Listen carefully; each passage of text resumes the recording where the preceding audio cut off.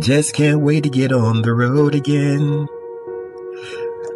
Genesis chapter 31 verse 13 says, I am the God of Bethel. Now leave this land at once and go back to your native land. My question to you is, how do you respond when life is difficult or disappointing? Do you stay and face your struggles, or do you turn and run? Responding well to life's challenges is a complicated subject, of course. Jacob begins preparing to leave for home because of a revelation from God. But then he sneaks away without telling his uncle about his plans to leave. Sometimes even our obedience to God is tainted with our own tendencies to sin and our reaction to fear. But in the midst of his fear and uncertainty, Jacob begins to understand something of the faithfulness of God.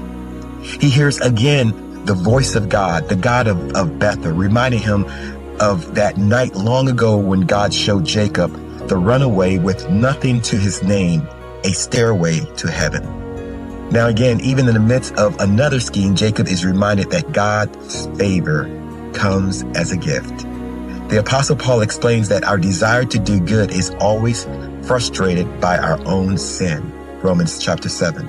And when we are sinned against, we tend to respond in sinful ways. We run away from our disappointments and we become resentful or mean-spirited when we face difficulties. Still, God faithfully pursues us with his loving presence. He reminds us of the way to heaven and the finished work of Jesus, which covers even our misguided efforts to follow God's ways. Loving God, thank you so much for pursuing us and sending Jesus to rescue us from sin. By your Spirit, may we learn to live with you. In Jesus' name, amen.